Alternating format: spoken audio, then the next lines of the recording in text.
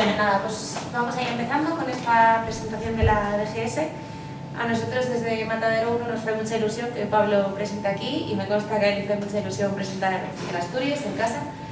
Creo que trabajos como el de él son más necesarios que nunca en estos tiempos en los que normalizamos cosas que no se deberían de haber normalizado. Creo que rescatar la memoria y conocer lo que vivimos y es más necesario que nunca para que no se vuelva a repetir. Así que os doy las gracias por acompañarnos hoy y les doy la bienvenida a Pablo y al historiador Manuel Álvaro González, que nos van a hablar de la DGS, del Palacio de Terror franquista que siempre vemos en la Puerta del Sol, pero que nos suena, lo conocemos por otras cosas, y de otros lugares que probablemente nos resulten bastante más cercanos. Así que muchas gracias. Bueno.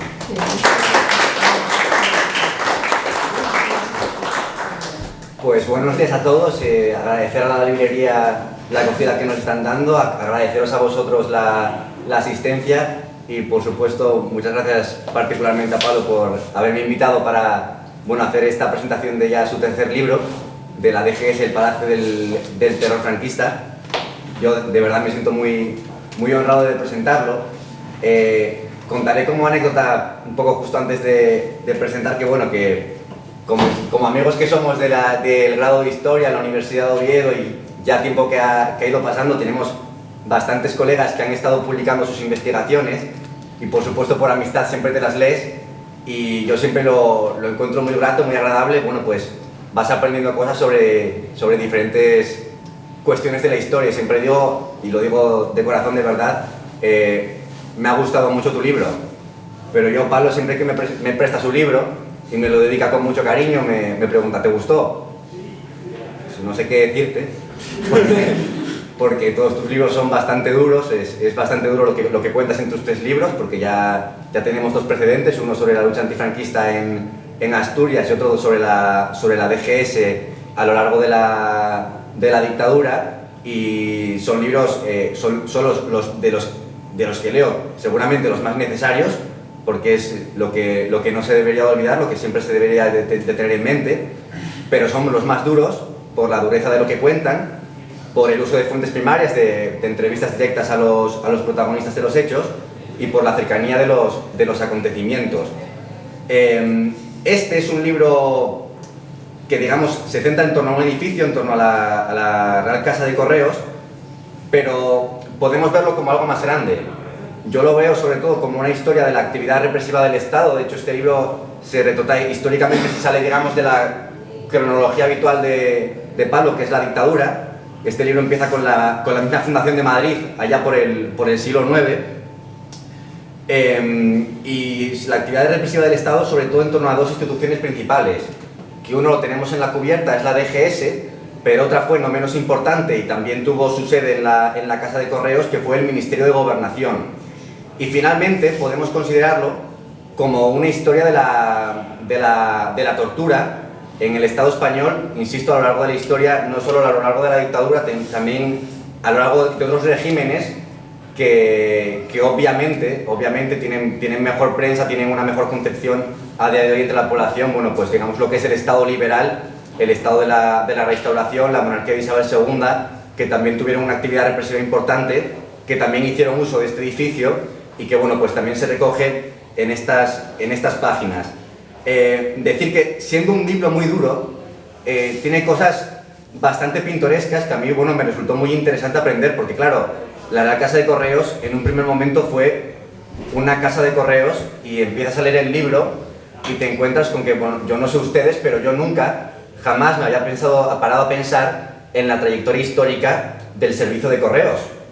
Pero yo cuando me entero que en época moderna, allá por el siglo XVI, siglo XVII, había un servicio de correos que lo llevaba una familia, que era la familia Tassis, que se extendía el servicio de correos por España, por Italia, por Alemania y por Flandes, que tenían una sede en Bruselas y recogían a 20.000 trabajadores, a mí eso me llamó la atención y dije, yo jamás me había parado a pensar en la historia de correos. Es una historia bastante curiosa y claro, la cosa es que el rey Fernando VI decide estatalizar el servicio y estatalizando el servicio decide crear una nueva sede en la Puerta del Sol, que es el Palacio de Correos, lo que aún mantiene este nombre, que va a tener una historia bastante curiosa. Y cuando están construyendo el edificio, de eso también te preguntaré, Pablo, parece ser, se cuenta, que los trabajadores empezaron a asustarse mucho porque había un fantasma recorriendo las obras y que incluso las obras estuvieron una temporada paradas. O sea, sobre eso te preguntaré al respecto, y de hecho es un poco ya la primera pregunta que te quiero hacer. Tú que estás totalmente orientado tus investigaciones a lo que fue la dictadura, a lo que fue el siglo XX en España, ¿cómo fue preparar esta primera parte del libro, que se sale de tu marco cronológico habitual? ¿Cómo fue investigar sobre ese primer servicio de correos, ese primer uso del edificio, ese primer Madrid? Porque incluso tú encuentras la referencia archivística al servicio policial más antiguo de la historia de Madrid, creo que del siglo XII o siglo XIII, la primera policía urbana. ¿Cómo fue ese comienzo, ¿no? Que se sale completamente de tu marco habitual de estudio? Bueno, primero agradecer, ¿no?, a la librería Matadero 1, ¿no?, que como bien dijo Natalia, para mí es un orgullo y un placer estar aquí, ¿no?, que sea mi primera presentación en Asturias. Luego agradecer, ¿no?, a Manu, que bueno, nos lleva muchos años de amistad, ¿no?, de relación y demás, incluso en Madrid, compartiendo tesis, compartiendo posición incluso. Y bueno, pues también agradeceros a todos el estar aquí. Bueno, lo primero con este tema, ¿no? Claro, yo cuando empecé un poco la investigación, pues eso, pues mucha gente de aquí me conocéis, pues empecé a investigar sobre el tema del franquismo, ¿no? Las torturas policiales y demás, pero claro, este es el edificio, por cierto, ¿no?, que la mayoría de gente lo conoceréis, ¿no?, de las campanadas, ¿no?, en la televisión pues salen las campanadas y demás. Y bueno, pues yo eso, al empezar a investigar y tal, pues como bien dice Manu, empecé a dar cuenta que este edificio pues tenía mucha más historia, ¿no?, que la propia del franquismo y demás, y que su construcción se remontaba a finales del siglo XVIII, ¿no? En 1778 empieza a ser construido, y los planos son del arquitecto Jaime Marquet, que era un arquitecto francés, y claro, pues en aquella época había bastante de los franceses, que luego pues se extenderá, ¿no?, con la guerra de la independencia. Y digamos que bueno, pues ese tema del odio al francés pues lo utilizaron pues sobre todo grupos reaccionarios, grupos de curas y tal, para decir que ese edificio estaba maldito, ¿no? Para decir que ese edificio estaba maldito y que había un fantasma dentro del edificio, ¿no? Incluso yo no encontré la referencia, solo lo encontraba a nivel pues de prensa y tal, pero se habla de que allí hubo un exorcismo en ese edificio, ¿no? Un exorcismo cuando se construyó el edificio. Y claro, esa historia de exorcismo que no, mira que busqué en archivos y tal, buscar la fuente primaria, ¿no? Porque claro, los historiadores nos tenemos que basar en las fuentes primarias, ¿no? Tú puedes leer algo en una prensa de ahora, pero tienes que intentar buscar la fuente, ¿no?, para que se demuestre. Pero no lo encontraba, pero bueno, dije, bueno, mira, lo pongo y digo, según diferentes fuentes de prensa, porque la verdad que esta historia está chula porque es como para decir, joder, desde el principio este edificio estaba endemoniado, ¿no? Estaba endemoniado, tenía las fuerzas del mal, digamos, en su haber.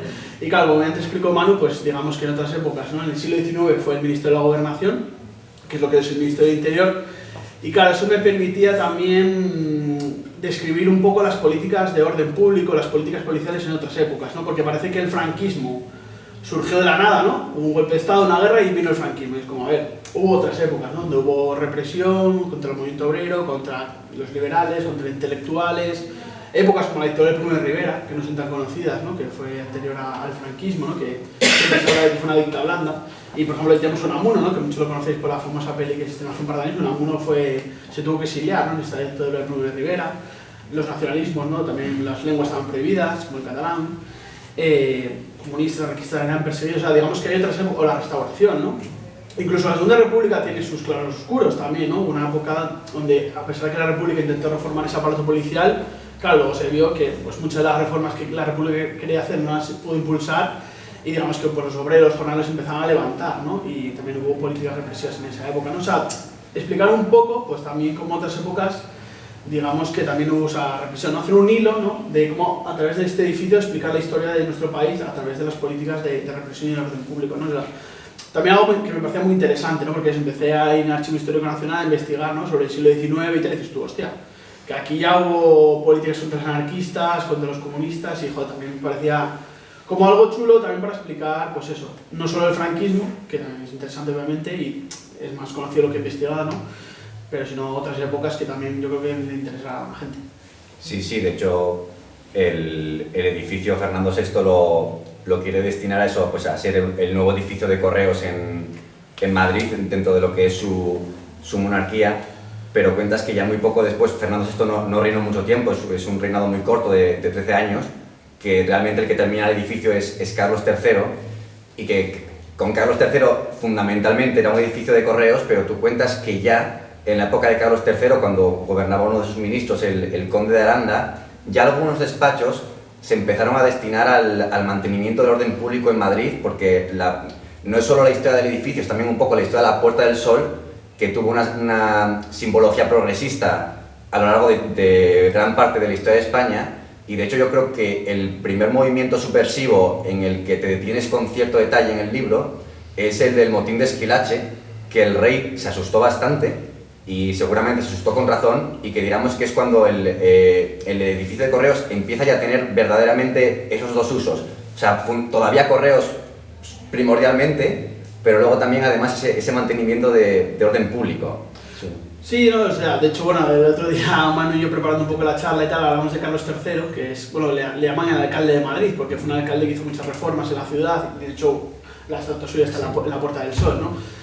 Hay bastante mitología, ¿no?, con este rey, que para que hizo reformas, hizo cambios y demás, pero también Carlos III fue el que hizo la primera, bueno, según diversos historiadores y demás, la primera ley de orden público, ¿no?, que era la ley de asonadas, que era una ley que se hizo tras el motín de Esquilache, que bueno, fue una ley para intentar controlar, ¿no?, las movilizaciones, porque también con el tema del motín de Esquilache, que es yo creo que mucha gente lo habréis estudiado en el instituto y tal, que dice que era un motín por el tema de los ropajes y tal, fue por mucho más, ¿no? Fue por la subida del pan, la subida de los precios, algo que había muchas más cosas que aparte el tema del famoso Esquilache, que era un ministro del gobierno, no sé, era ministro de Estado y tal, de Carlos III, ¿no?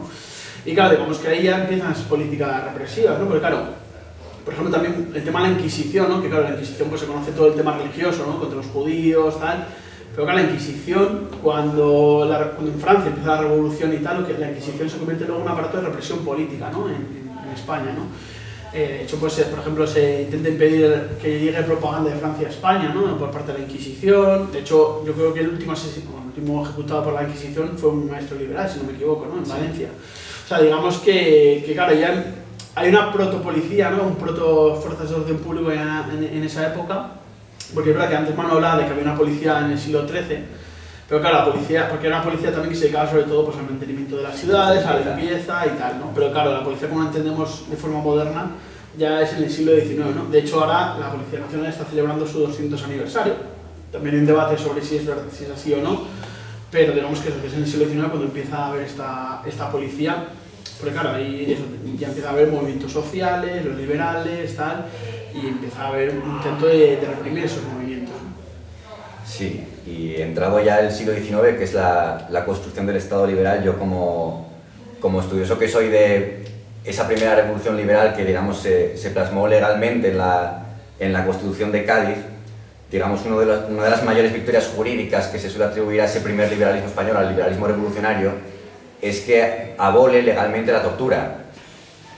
Sin embargo, leyendo tu libro a lo largo de todo el siglo XIX, que es cuando se está instalando no un Estado franquista, sino un Estado liberal, vemos que la tortura es un recurso completamente normal de las fuerzas del orden público, tanto cuando gobernaba, digamos, el liberalismo más moderado, doctrinario, conservador, como incluso cuando gobernaba un liberalismo más progresista. De hecho, digamos, la gran institución de mantenimiento del orden público en esa época sería el Ministerio de Gobernación. Tú cuentas un poco la historia de ese ministerio, primero cómo hay un Ministerio de Fomento, ¿no?, con una figura interesante en el libro que es Javier de Burgos, luego ya como esa institución se pasa a ser el Ministerio de Gobernación, que digamos sería el segundo bloque más importante del libro, es cuando el Ministerio de Gobernación tiene ya su sede definitivamente en el Palacio de Correos, que ya dejó de ser un servicio de correos para ser un servicio ya totalmente orientado al orden público, que si no recuerdo mal fue en 1847 cuando se instaló aquí esta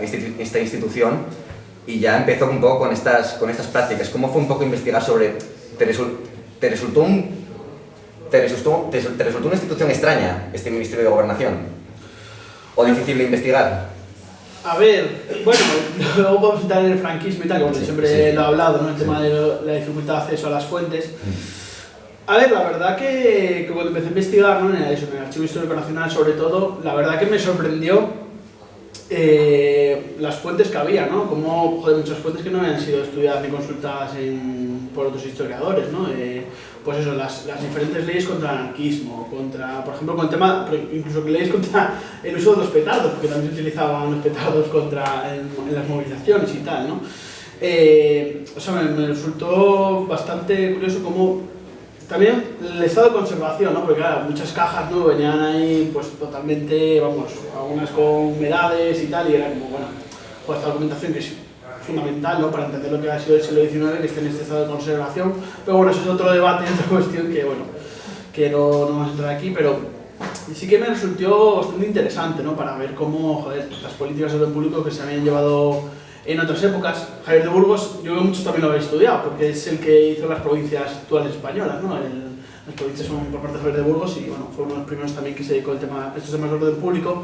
Porque claro, en el siglo XIX, digamos que es cuando se empezó a estructurar todo lo que es el aparato del Estado, ¿no? Todo el Estado liberal. De hecho, también en esa época, bueno, un poco más tarde, ¿no? El Congreso de los Diputados, de hecho tienes ahí, ¿no? Bueno, que no conozca Madrid, pero eso, este edificio, el Congreso de los Diputados, el Palacio Real está todo muy cerca, ¿no? Claro, digamos que se querría mantener todo lo que es el aparato del Estado liberal junto, ¿no? Para intentar, bueno, pues coordinar sus actividades, ¿no? Y digamos que, bueno, tú, la verdad que es curioso, ¿no? Como, pues eso, por ejemplo, me hubiera gustado encontrar mucho más las relaciones entre las diferentes jefaturas de policía que había en diferentes zonas con el Ministerio de Gobernación, ¿no? Que eso es lo más difícil, ¿no? Pero, por ejemplo, he leído muchas cartas, ¿no? Del Ministerio de Gobernación, de la Dirección General de Seguridad, que aunque el franquismo es cuando nace ya en el siglo XIX, ¿no? Y en 1912 es cuando se estructura, ¿no? Y bueno, es muy, muy interesante esta época porque tú ves cómo la restauración, ¿no? La restauración borbónica, ¿no? Cuando es la Primera República, es el señor revolucionario y llega la restauración, claro, también el uso de la historia, ¿no? También la restauración se los vende como una época de paz, como la transición, bastante similitudes, ¿no?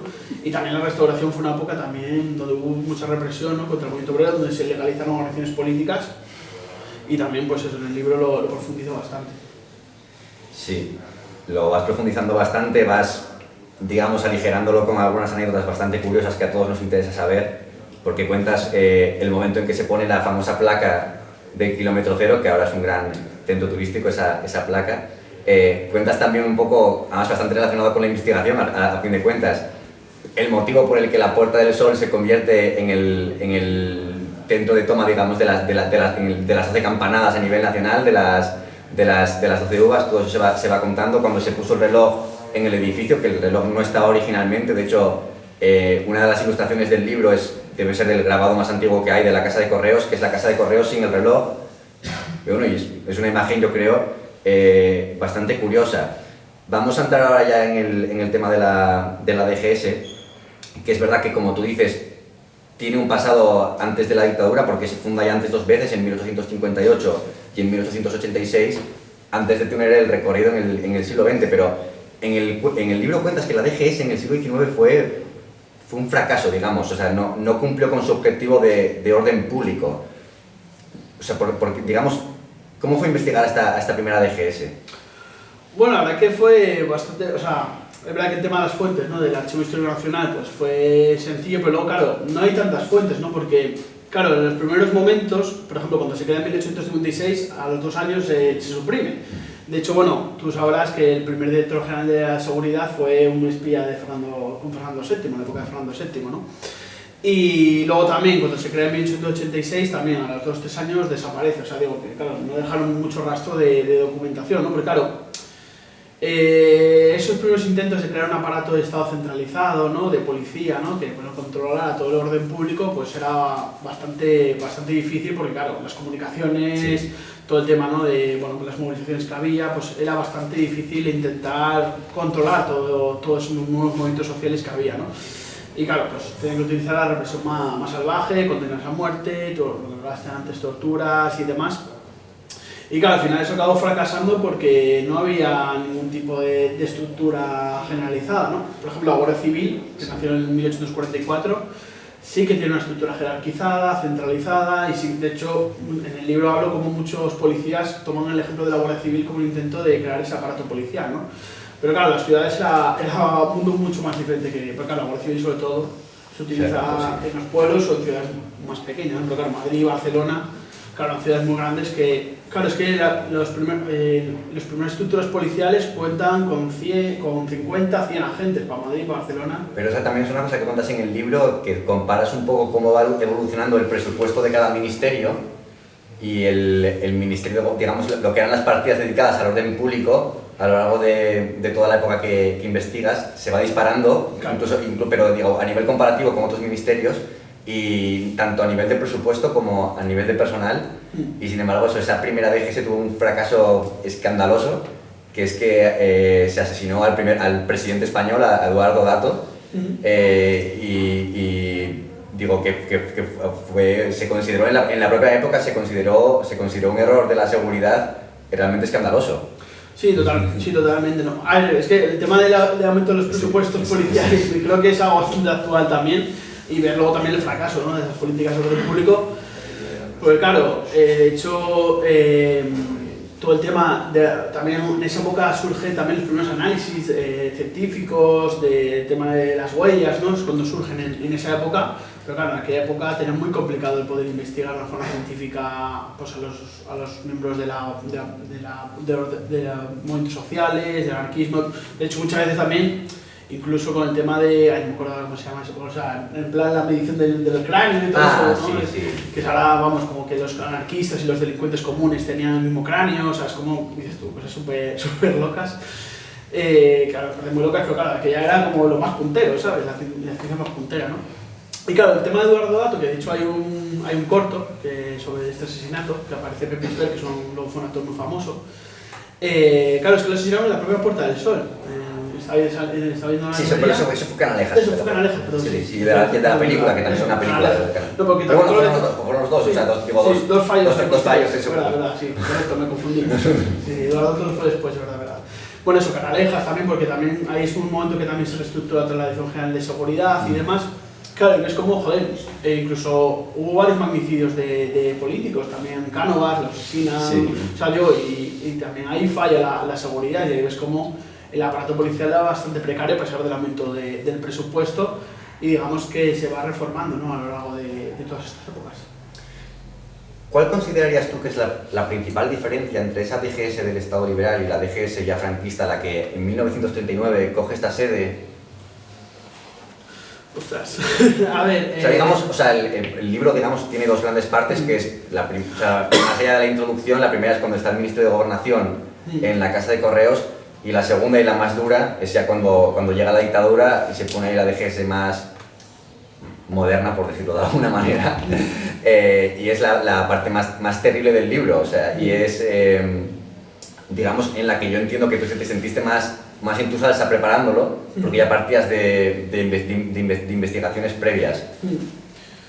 Claro, a ver, digamos que en la época liberal, aunque obviamente pues, hay una época de represión y de intento de legalizar organizaciones políticas, sí que luego también se abre, ¿no? Digamos, el Estado moderno, pues de hecho se permiten organizaciones anarquistas, sindicatos y demás, y digamos que ahí se abre la mano, ¿no? Entonces, claro, ahí la DGS, pues puede reprimir hasta cierto punto, ¿no? Porque claro, también digamos que eso se permiten las huelgas. Bueno, una historia curiosa que en el libro hablo un poco, pero sí que investigo bastante, es todo el tema del 1 de mayo, ¿no? El 1 de mayo es el Día del Trabajador. En un principio el 1 de mayo es prohibido y legalizado, pero claro, cuando el 1 de mayo empiezan a salir miles y miles de personas, pues claro, por mucho que lo reprimas, pues la gente va a seguir saliendo a la calle, ¿no? Entonces lo tienen que legalizar y permitir, ¿no? Y digamos que claro, en ese momento el Estado liberal pues no puede reprimir todos los movimientos, ¿no? Y tiene que permitirlos. Claro, en el franquismo, una dictadura, ¿no?, donde no se permitía ningún tipo de derecho, ningún tipo de libertades, pues claro, ahí la DGS lo que tiene que hacer es un aparato de orden público para reprimir cualquier movimiento, no solo movimientos sociales, pero también en el libro pues hablo también, por ejemplo, el carnaval estaba prohibido en el franquismo, diferentes festividades estaban prohibidas, también, por ejemplo, el tema de las playas, ¿no? Que no podías ir como tú quisieras a la playa, ¿no? O sea, digamos que a la piscina, ¿no? O sea, digamos que la DGS no solo se encarga de la cuestión política, ¿no?, sino también de la cuestión moral, ¿no?, de cómo la moralidad de la época y cómo controlarla, ¿no?, según los cánones nacional-católicos. Entonces, claro, ahí la DGS, digamos que se tiene que especializar mucho más y tiene que centralizar mucho más en lo que es la represión y ser mucho más certera, ¿no?, en reprimir movimientos políticos o cuestiones morales, etc. Sí, y para esa parte ya es cuando, digamos, la parte más dura del libro por las torturas. Entrevistaste a bastante gente para, digamos, un poco para reconstruir esa vida interior, por decirlo de alguna manera, del palacio, que yo entiendo que debió de ser la parte más complicada de preparar, porque ya es bastante difícil de leer, de investigar y de plasmar en el libro, tuvo que ser particularmente duro. No sé si quieres reparar en alguna entrevista que fue parte, o iluminadora, digamos, en el sentido de, con esta entrevista yo conseguí entender bastantes cosas. A ver, yo llevo haciendo un mogollón de años entrevistas, ¿no? Desde que hice la tesis y luego este libro, o sea, La Secreta, bueno, de Asturias y tal. Yo he hecho bastantes entrevistas a la gente y la verdad que, bueno, a mí me sorprende mucho también la capacidad de resistencia que mucha gente tenía, ¿no? A las torturas, a no decir nada, ¿no? A no decir nada, pero claro, pues cuando te pilla... O sea, claro, el Palacio de Terror franquista tiene subtítulo porque la gente lo consideraba, la gente que era detenida y tal, lo consideraba un lugar de terror, ¿no? De horror, de no saber lo que te podía pasar, donde podían tirarte por la ventana y matarte, donde te podían luego llevar a un descampado y pegarte un tiro. No sabes muy bien lo que te podía pasar. De hecho, en el libro hay varios casos de, por ejemplo, Cristino García Granda, ¿no? Que era un guerrillero asturiano que murió aquí en la Casa de Correos, o Tomás Centeno, que fue un dirigente del Partido Socialista que también murió en la Casa de Correos. Luego Grimao no murió, pero lo tiraron por la ventana. Grimao era un dirigente comunista, ¿no? Que lo tiraron por la ventana y que luego lo tuvieron que fusilar sentado en una silla porque no podía mantenerse en pie. O sea, hay muchos casos, ¿no? de gente que fue torturada ahí, claro, pues la gente temía, ¿no? Que le pudiera pasar, que le pudieran asesinar o matar incluso, ¿no? De hecho, es curioso como la gente le cuenta cómo el pasar luego a la cárcel, ¿no? Que la cárcel, pues para ver a la gente en la cárcel es... Desagradable. Pues para la gente, entre comillas, obviamente, ¿no? Suponía un alivio frente a lo que era este edificio, ¿no? Porque claro, en la cárcel, pues es verdad que en la cárcel luego te encontrabas con muchos compañeros de penurias, digamos, o te organizabas políticamente, incluso se permitían leer libros, ¿no? En la cárcel y tal. Y claro, la Dirección General de Seguridad, pues mínimo pasabas 3 días y eso, es que te podía pasar cualquier cosa, o a gente alrededor tuya, a familiares, ¿no? O sea, no estaba libre nadie, ¿no? Y la verdad que, bueno, pues eso, muchos testimonios, ¿no? De gente, pues eso, gente que la ponían ataban a un radiador y estaba varios días en un radiador sin saber qué les podía pasar, o gente eso que la amenazaban con tirarla por la ventana. También el tema de las mujeres, ¿no? Que si tenían la regla, pues no le daban una compresa, o sea, digo, cosas terribles, bueno, ¿no? Incluso algunos casos que comentas de mujeres embarazadas que golpeaban en la barriga. Sí, incluso, por ejemplo, los últimos fusilamientos del franquismo, que fueron el 27 de septiembre del 75, una vez que iban a fusilar, que al final le conmutaron la pena, era una mujer embarazada. O sea, digo, el franquismo, para que veamos, o sea, fue un régimen que no tenía piedad contra nadie, ¿no? Dos testimonios también de primera mano que me parecieron muy interesantes son 2 libros que citas, que te extiendes bastante en ellos.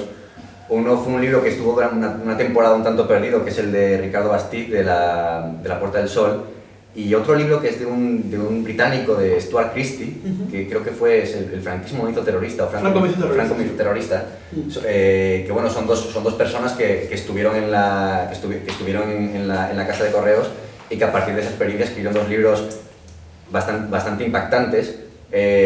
Sobre todo te quería preguntar por el de Ricardo Bastid, porque lo indicas en tu libro, que estuvo bastante perdido esa obra durante bastante tiempo, cómo fue localizarla, y también si quieres comentar algo del de Stuart Christie, porque a mí me pareció bastante curioso, sobre todo el personaje de Stuart Christie.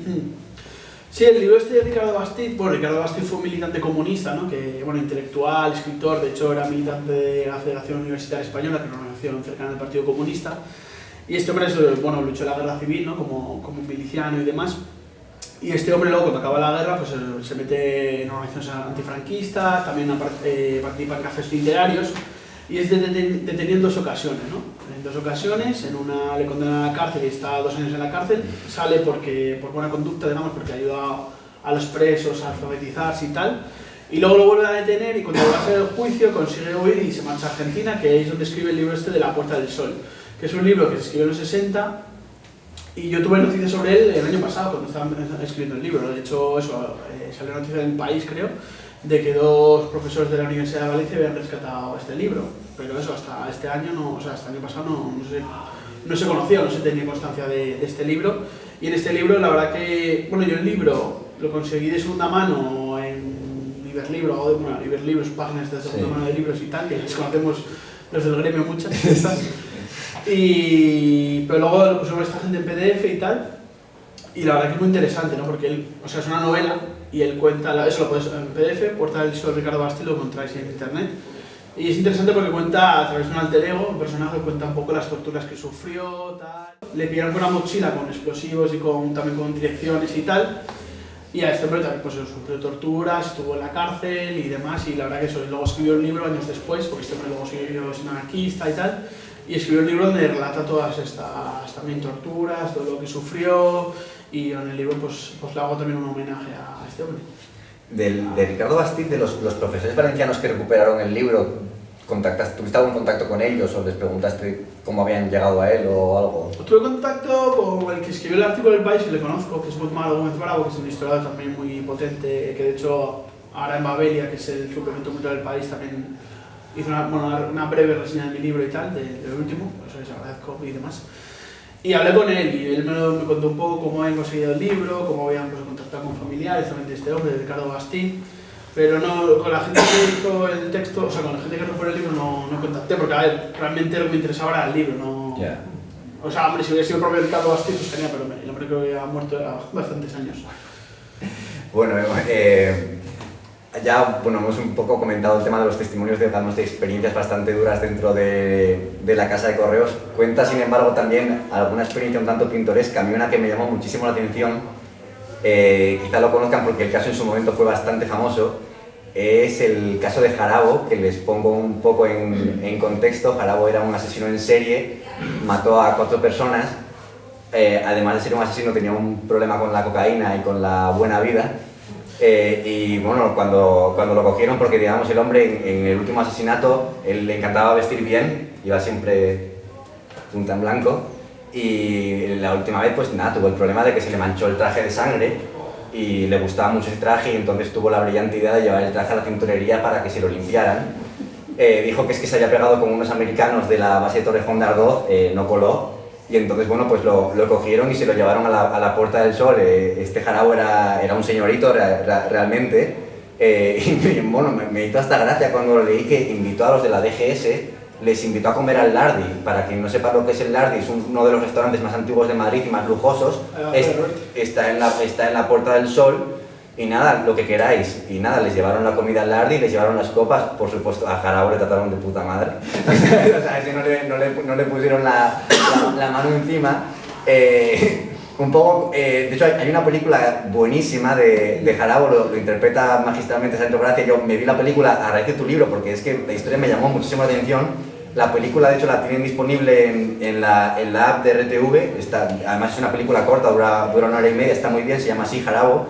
Pero vemos, digamos, que además un poco nos cuentes un poco esta historia y cómo fue investigar sobre esta historia y sobre todo el contraste, porque no fue el único kinky, entre comillas, que pasó por la DGS, pero yo creo que sin ninguna duda fue con el que mejor se portaron.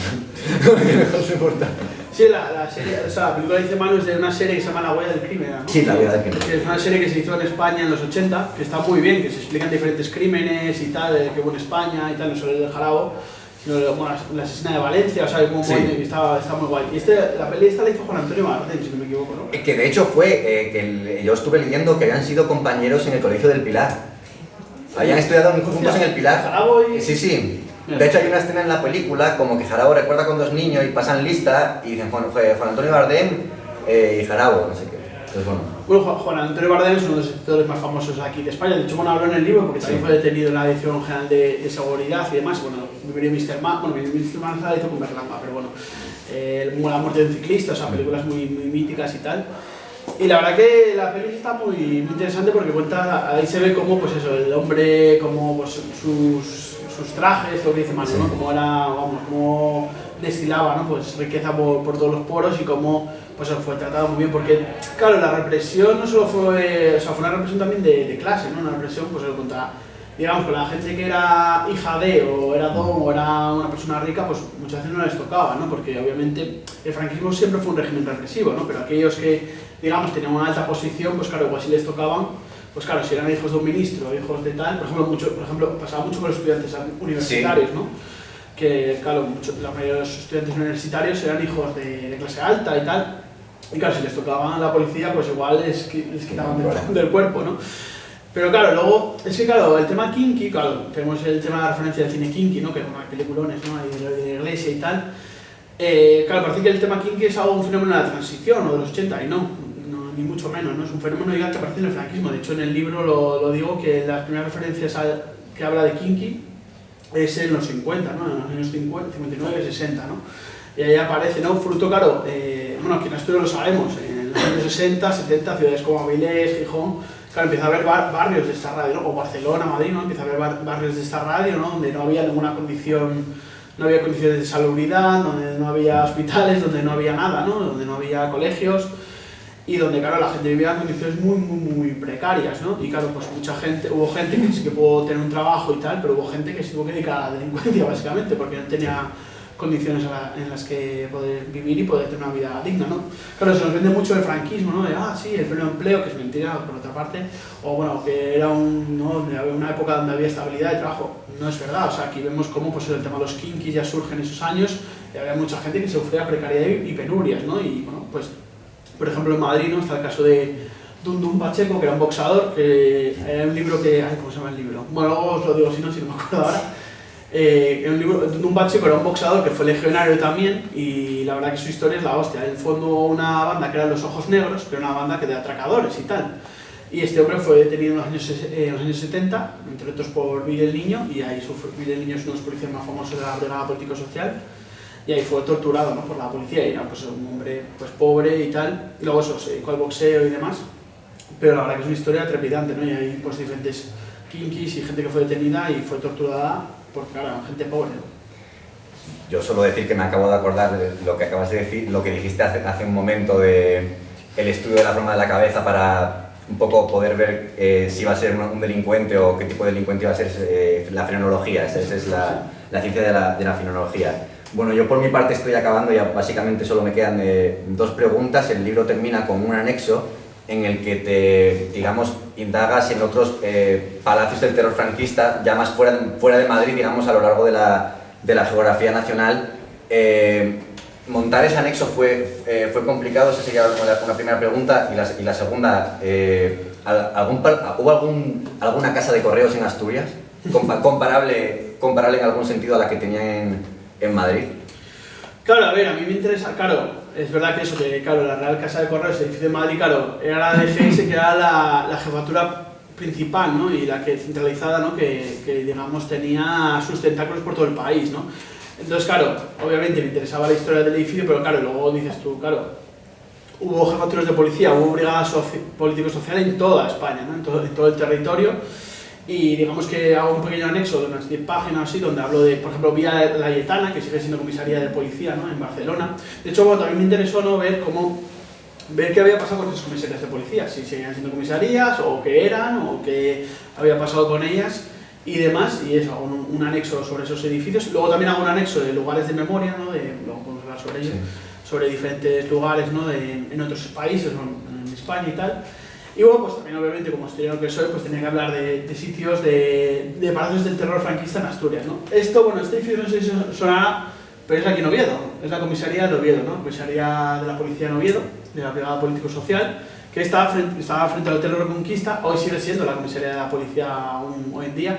Durante la República fue el gobierno civil, de hecho, hace un par de años o 3 salió un artículo de que había todavía elementos de la Segunda República en el edificio, ¿no? Que había pomos de la puerta y tal, con el escudo republicano, que habían sobrevivido al franquismo y tal. Y aquí, bueno, pues en este edificio pues torturaban a la gente, ¿no? A los mineros asturianos, a los antifranquistas asturianos, ¿no? De hecho, gente que he entrevistado para mis trabajos, ¿no? De Asturias, pues me cuenta como policías como Claudio Ramos, que era el jefe de la Brigada Político-Social aquí en Asturias, pues les torturaron, ¿no?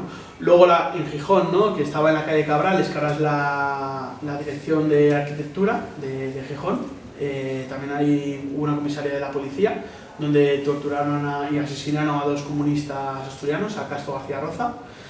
Luego en Avilés está la Quinta Pedregal, que fue un tiempo, fue en los primeros años de posguerra, pues ahí estaba la Guardia Civil, los diferentes servicios de policía y demás, y donde, bueno, tengo un amigo que es Pablo Martínez Corral, que hizo un libro sobre ese edificio y sobre las torturas que sufrieron ahí, pues toda la gente, ¿no? Que había luchado al lado de la República y demás, y se calcula que hubo 1.200 muertos en ese edificio, o sea, digo, que la verdad también salvaje, ¿no? Las torturas y la represión ahí.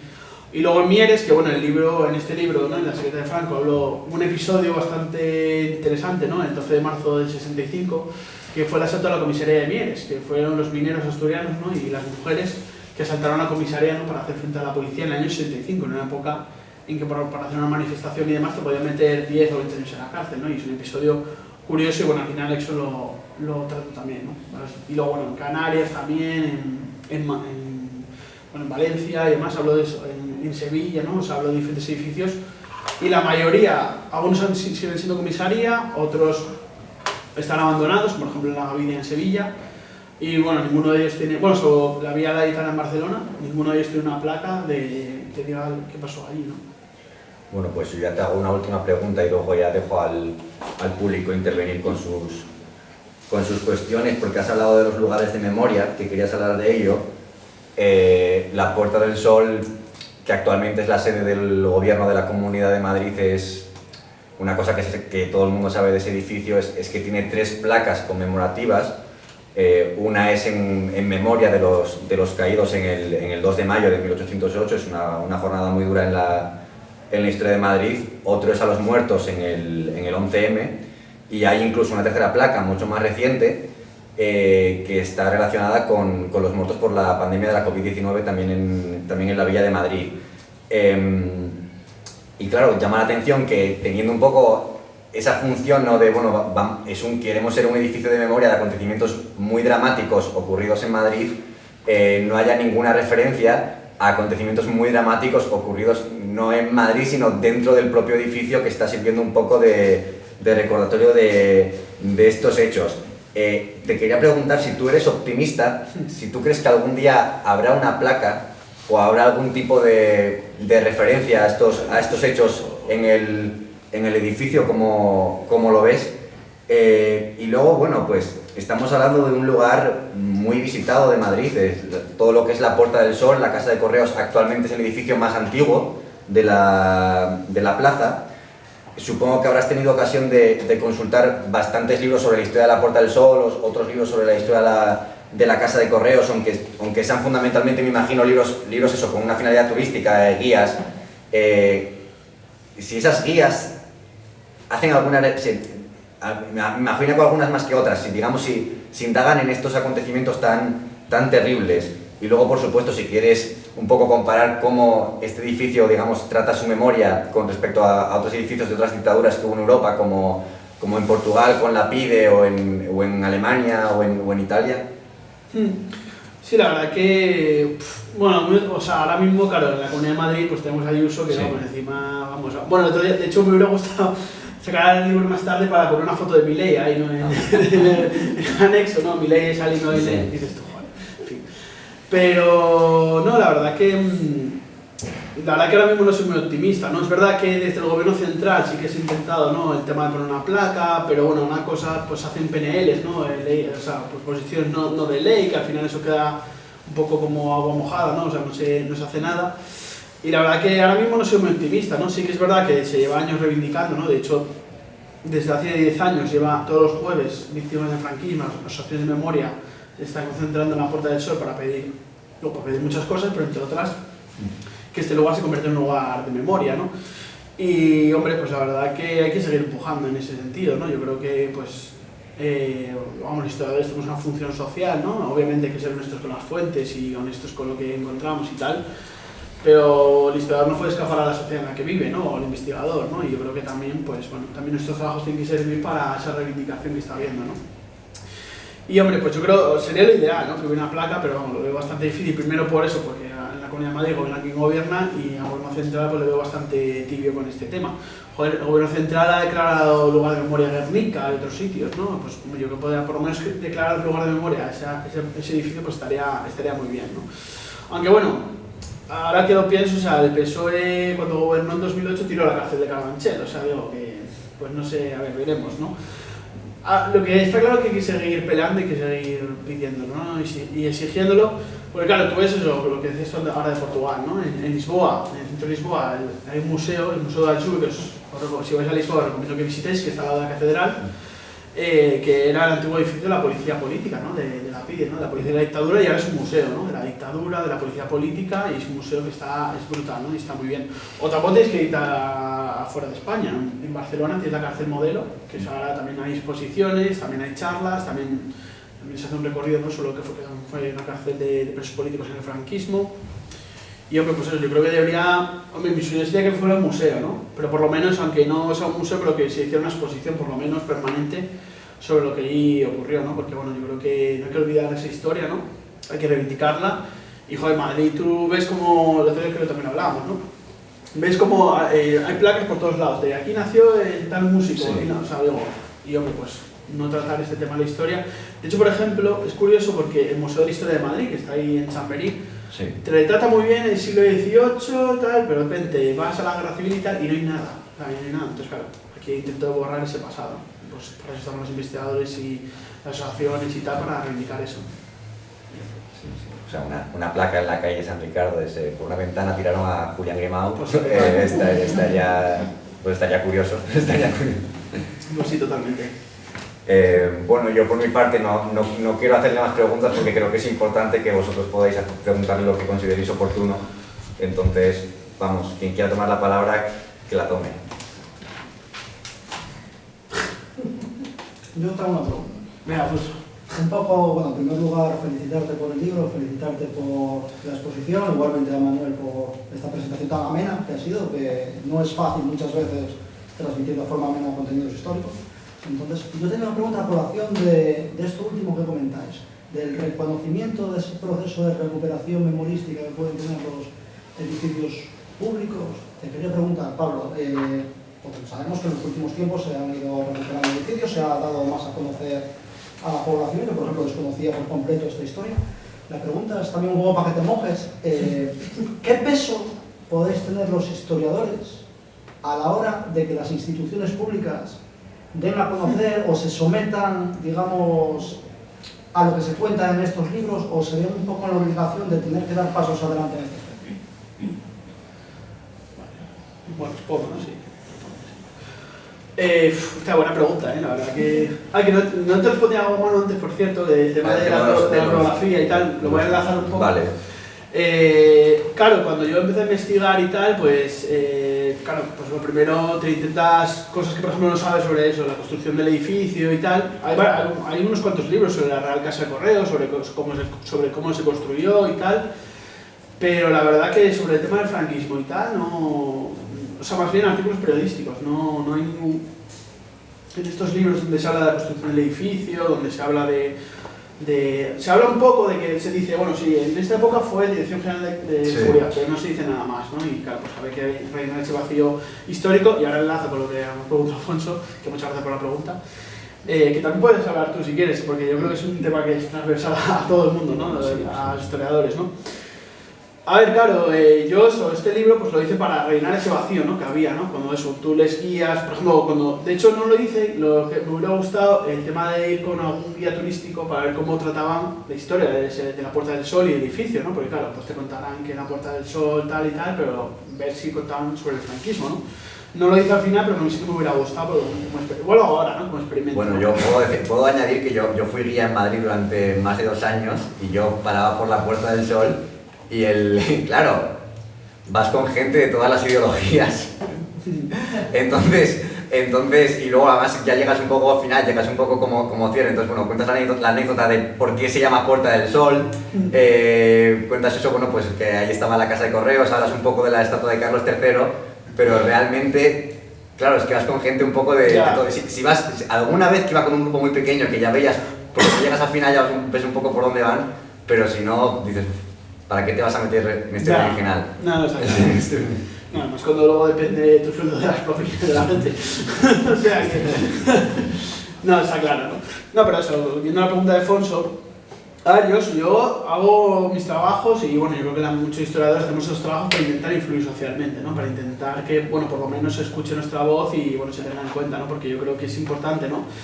También en una época en la que vivimos ahora, ¿no? En que hay, pues, por Twitter cualquiera puede poner cualquier cosa o puedes poner, vamos, o tener un blog, ¿no? Donde decir cualquier cosa, pues, hombre, es importante que historiadores, ¿no? Pues con solvencia y tal, Claro, el tema, hay un debate, ¿no?, sobre el tema de la objetividad, la neutralidad, ¿no? Hay que ser objetivos, neutrales y tal.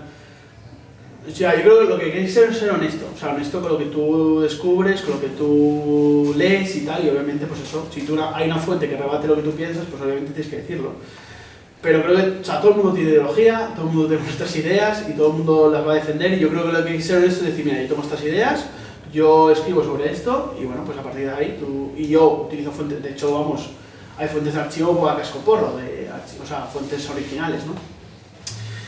Pero eso no, o sea, la mayoría de gente que te dice que es objetiva o neutral suele ser de derechas, o sea, suele ser de coger de un lado, ¿no?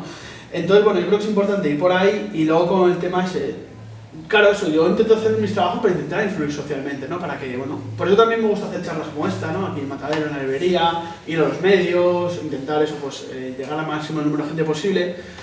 Porque bueno, Manu y yo lo hemos vivido, ¿no? El tema de la academia, ¿no? De cómo, pues, el tema de las tesis, de cómo la gente está muy encerrada en sí misma, en su trabajo y tal, y es como, joder, con esto tiene que repercutir socialmente, ¿no? O sea, ¿para qué hacemos esto, no? ¿Para acumular fechas y datos y ya está? No, yo creo que tiene que influir, ¿no?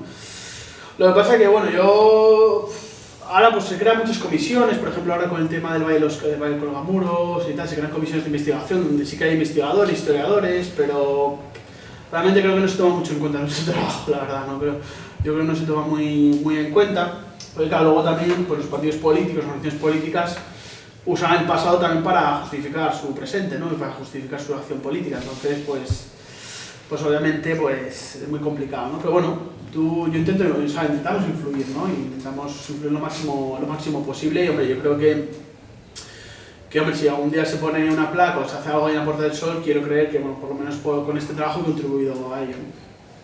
Nada, yo completamente de acuerdo con lo que ha dicho Pablo, solo como apunte indicar que, bueno, desde mi punto de vista, ahora mismo se hace muy buena historia contemporánea, o sea, a un nivel académico, lo que es a un nivel de archivo, lo que es a un nivel de discutir con el estado de la cuestión, se están haciendo buenas investigaciones, y digo en general, de toda la historia contemporánea, no solo del siglo XX, digamos, siglo XIX, siglo XX, se están haciendo buenos trabajos.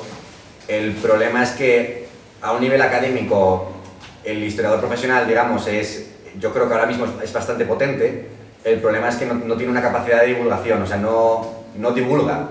Yo creo que eso es algo incluso que quizá en lo que es el grado de historia, lo que son los distintos másteres de historia, debería haber asignaturas de eso, de divulgación, porque hay interés en historia, la gente escucha podcasts de historia, la gente sigue canales de YouTube de historia, pero ves quién está detrás de esos canales y no son historiadores de formación, son periodistas o cualquier otra cosa.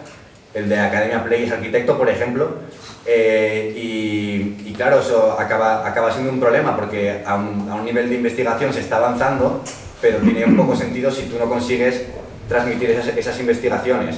Y bueno, yo creo que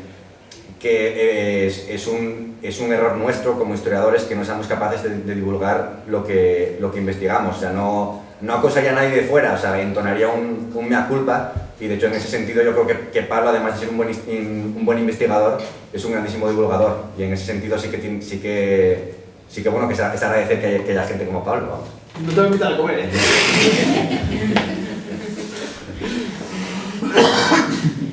Bueno, quería hacerte una pregunta. A lo largo de tu trayectoria, que es muy buena por cierto, ¿llegó algún momento dado que pudiste tener alguna entrevista con algún personaje de la parte represora, por decirlo de alguna forma?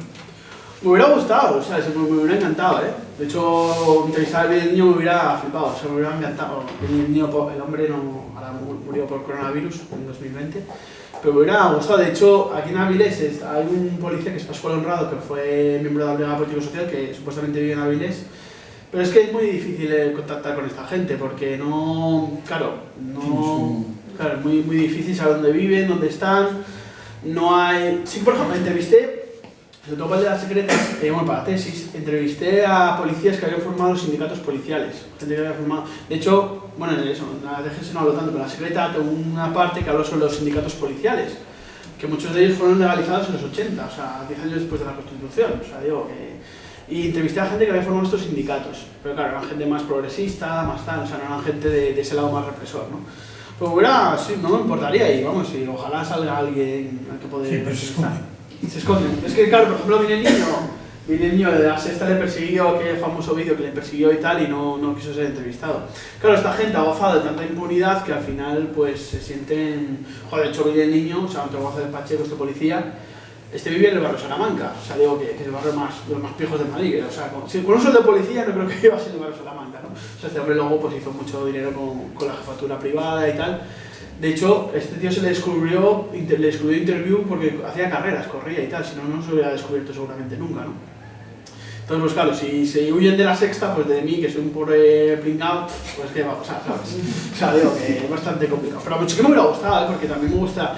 yo de hecho lo que sí que he leído, por ejemplo, hay un policía que se llama Comín Colomer, que era un policía de los 60, que este hombre se dedicaba a escribir libros sobre comunismo, anarquismo, obviamente desde un punto de vista del franquismo. Y bueno, por ejemplo, él decía que la masonería era culpable de todo y tal, y ahí, bueno, no era entrevista a él, pero bueno, pude leer un poco lo que él decía, y es bastante interesante para ver el punto de vista del franquismo, ¿no? Sobre eso. Bueno, luego hay otro caso, que era Mauricio Carlavilla, que era un policía que este hombre fue incluso denunciado por Don Juan, que era el padre de Juan Carlos.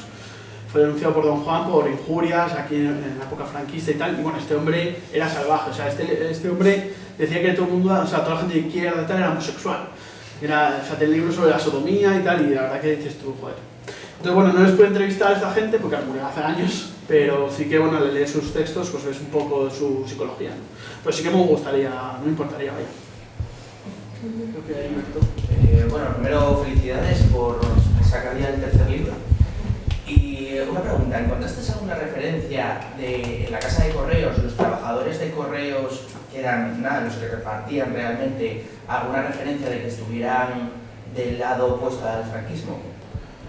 O sea, el franquismo esto no era un edificio de correos, ya era de la policía solo.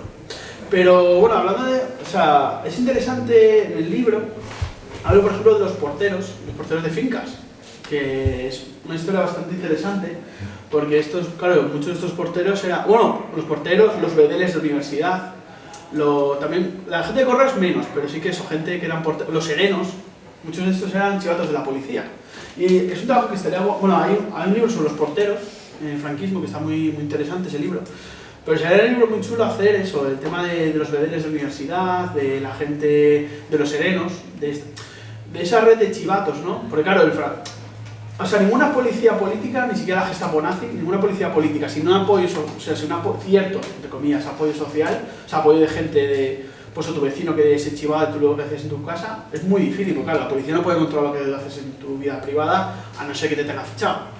Entonces, claro, pero si tienen gente chivatos, ¿no? Pues eso, los bedeles de universidad o los porteros de las fincas, o sea, digamos que sí que hay una red, ¿no? Y eso es un trabajo bastante difícil de investigar, de hecho, yo sí he encontrado cartas de personas que se ofrecen a la policía para dar testimonio a cambio de, pues, de prebendas o de dinero o de tal, o de, por ejemplo, alguien que estuviera en la cárcel que lo liberaran.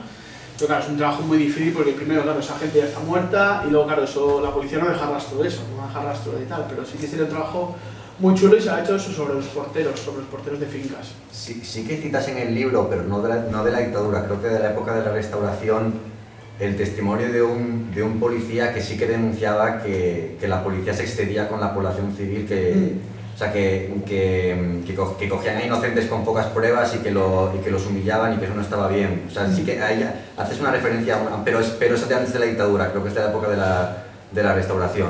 En el libro de la secreta sí que hablo un poco de que la policía armada, que era lo que es la Policía Nacional y que es la que se dedicaba a reprimir las manifestaciones, digamos, sí que hablan de que había pocos efectivos, de que tenían poca gente y de que les costaba reprimir las manifestaciones, porque claro, había miles de estudiantes manifestados, centenares de estudiantes manifestándose y la policía se veía desbordada, ¿no?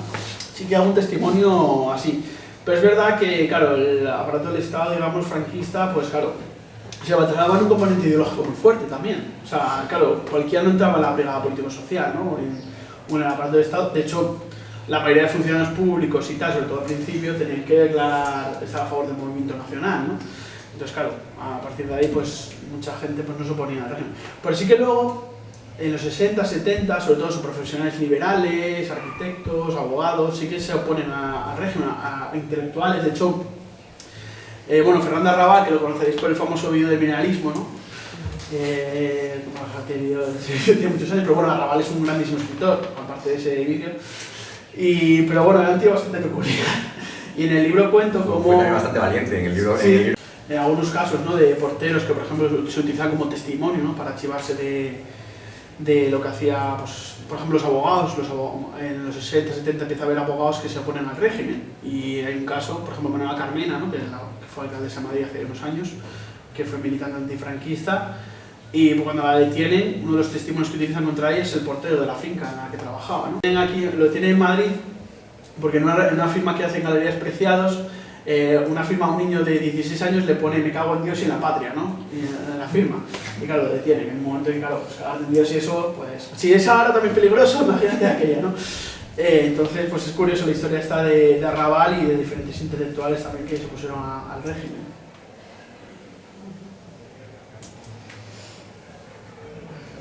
Una pregunta.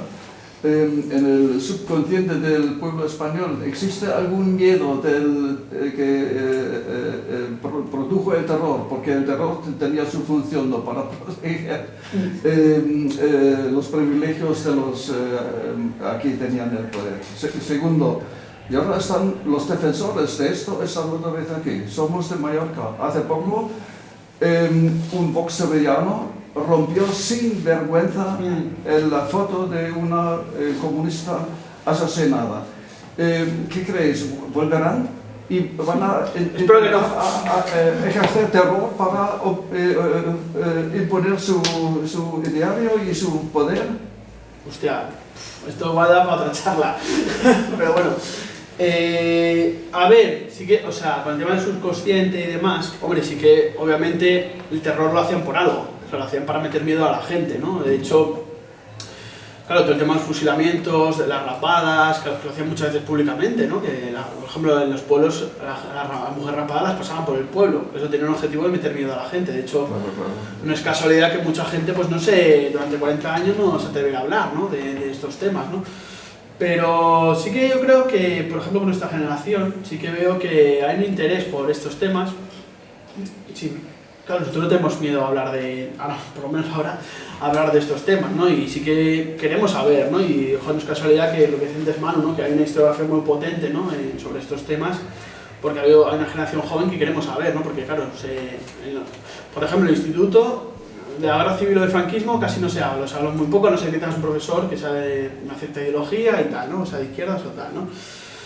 Pero eso sí que yo creo que hay, sobre todo, o sea, porque muchas veces habla de la gente joven no le interesa, tal. Yo no estoy tan de acuerdo, o sea, a ver, la gente joven que no le interese, pero sí que hay mucha gente que sí que, joder, no es casualidad que editores como Espasa o tal se interesen por que sacar estos libros, o que salga la prensa, o que salgan los medios de comunicación, ¿no? Porque hay un cierto interés, y yo creo que, bueno, que poco a poco se va superando ese miedo, ¿no? De hecho, joder, hay muchas acciones de víctimas del franquismo, sobre todo en los últimos años del franquismo, ¿no? Que, bueno, gente que se atreve a hablar, otra gente que nunca va a hablar, ¿no? Porque claro, pues hombre, sí, pues también te metían el miedo en el cuerpo, ¿no?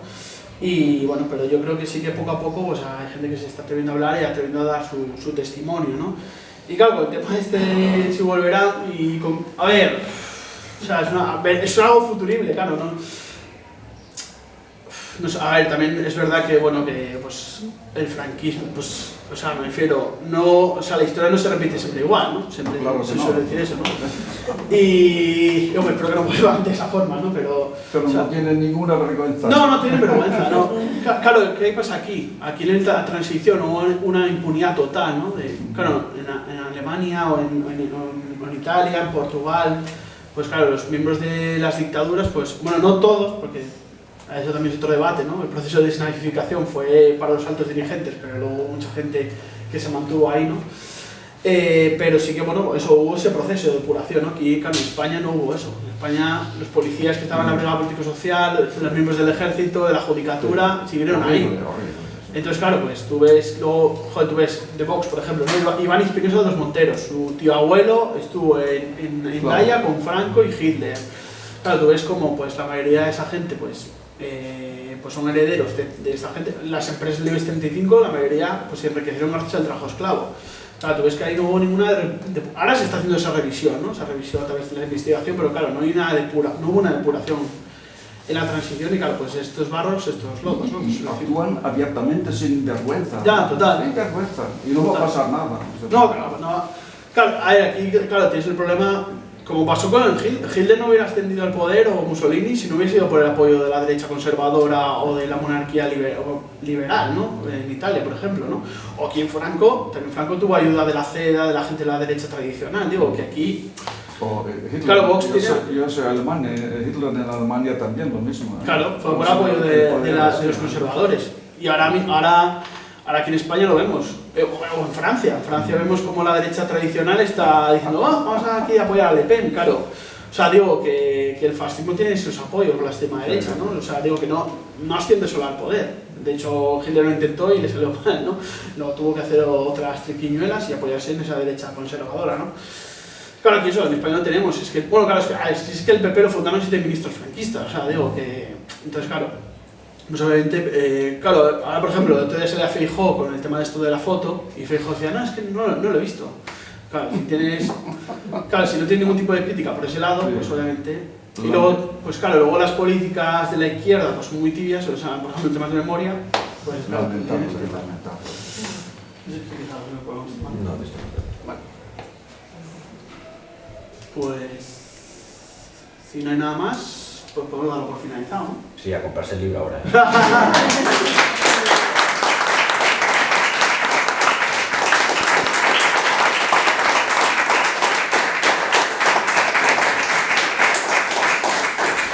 todos los que vengáis aquí tenéis que venir aquí a Matadero 1, a la librería, que está muy guay, hay que conocer a las librerías de barrio.